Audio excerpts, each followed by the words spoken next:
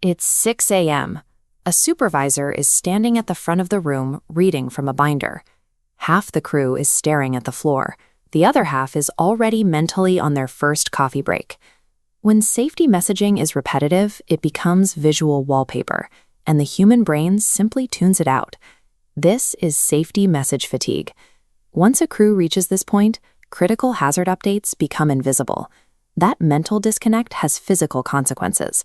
When people are rushing or feeling the pressure of a deadline, the rules they heard in that boring meeting vanish. They cut corners, and that's when injuries happen.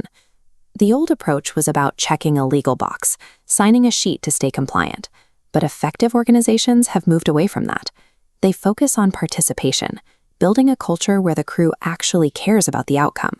We've put together a 5-step toolkit based on behavioral psychology and adult learning theory. These tools turn the morning briefing into a high-value conversation that actually sticks once the crew hits the shop floor. This video is for educational and professional development purposes only. Always adapt these techniques to your specific workplace policies and culture. An attendance sheet doesn't prevent an accident. The only true measure of a safety meeting is whether the crew works differently once they leave the room. Tip number 1, stop reading the script. Reading regulations verbatim causes people to shut down. If you don't look up from the page, you're signaling that you're just going through the motions. Most of how we interpret a leader's message has nothing to do with their words. This chart shows that only 7% of communication is verbal.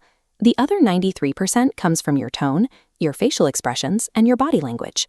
To build trust, use an open posture, arms uncrossed and palms visible. Follow the 50-70 rule. Keep eye contact for 50% of the time when you're speaking and 70% when you're listening to your team. Tip 2 is about andragogy, or how adults learn. Unlike kids, adults need to connect new info to their own lived experience. If the training feels abstract or lectured, their brains switch into passive mode. You have to answer the question, what's in it for me? Instead of quoting OSHA standards, ask the crew to describe a time they felt off balance at a height.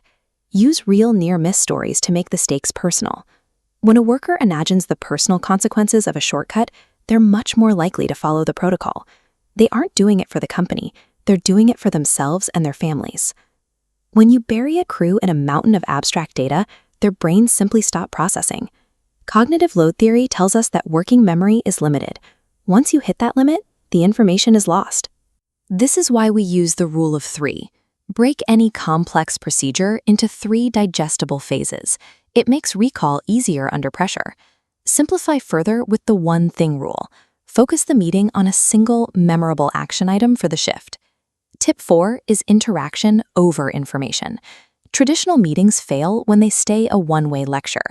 You need to change the dynamic, moving away from a broadcast and into a conversation where you ask more than you tell. Challenge the crew to solve a job site scenario or use a hazard hunt bingo card. These tactics force people to engage their brains rather than just nodding along. When the crew helps identify the risks, they stop being passive receivers and start becoming stakeholders in their own safety. Tip 5 is the close. Ending a meeting with any questions usually creates an awkward silence that kills your momentum. It's a passive way to finish. Instead, end with a specific, measurable challenge. Give the crew a concrete task to perform as soon as they reach their workstations. Try saying, "Today, the one thing is checking the safety latches on your hooks. I'll be coming around at 10 o'clock to see how they look." A strong closing challenge is the bridge. It takes the information from the meeting and puts it directly into practice on the job site. You can support the team by designing a better environment. Placing PPE kits exactly where workers naturally congregate makes safety the path of least resistance. To evaluate meetings, use the Kirkpatrick model. Don't just measure reaction, how much they liked the talk. Look at level 3. Are they using the techniques in the field? The ultimate goal is level 4, results. This shows in the data with a clear drop in incident rates. When you design a smarter environment and measure the results in the field, you move beyond simple compliance and toward a culture that manages its own risks. A safety meeting is where frontline leadership is most visible. It's an opportunity to set the tone for the entire shift and protect your team. Safety meetings don't have to be a chore.